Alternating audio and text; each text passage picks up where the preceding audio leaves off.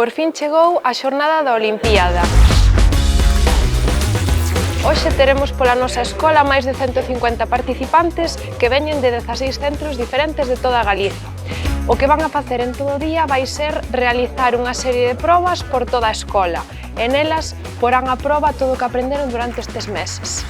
El proyecto pivota sobre dos actividades. Por un lado, pues, la elaboración de recursos didácticos sobre el sector energético, que hemos trasladado a los centros educativos que participan en la Olimpiada, y la segunda actividad es propiamente la Olimpiada, la competición. Estou aquí cos meus compañeiros que hoxe facemos de guía para levar aos diferentes centros que veñen aquí a facer as probas a distintos puntos da escola a realizar as actividades que temos programadas.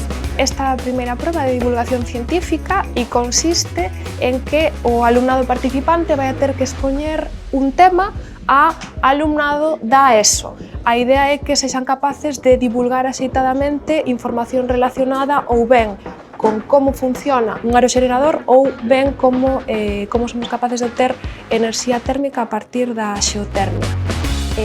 A idea é que o propio estudantado que asiste de público avalíe a capacidade que teñen os nosos divulgadores e divulgadoras para transmitir ben esa información.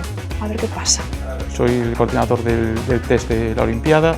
Este test son diferentes preguntas de respuesta múltiple que abarcan pues conceptos de las temáticas que se tratan en la Olimpiada, como energía, clima y sociedad, ingeniería eléctrica, ingeniería térmica, economía circular y eficiencia energética.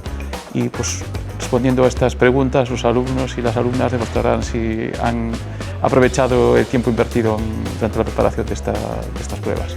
Nesta Olimpiada de Enerxía encárgome da parte da proba de Arduino.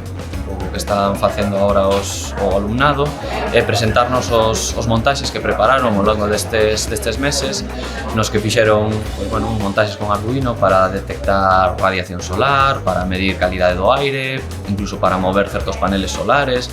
Hai diferentes versións. Entonces engloban un pouco tanto unha parte de realización de hardware, de marquetería e cousas así, como o propio montaxe electrónico e a programación en Arduino. Agora empezamos co debate. Nesta sesión, os estudantes terán que responder a preguntas se os gobernos deberían limitar o consumo enerxético da cidadanía. Os debates serán feitos 2 a 2 e nelas haberá posturas a favor e en contra. En el caso de la prueba de fake news, lo que hemos hecho es dar a los centros unas noticias reales sobre el sector energético y ellos tuvieron que trabajar para valorar si efectivamente el contenido de la noticia era verdadero o falso en base a evidencias y datos científicos.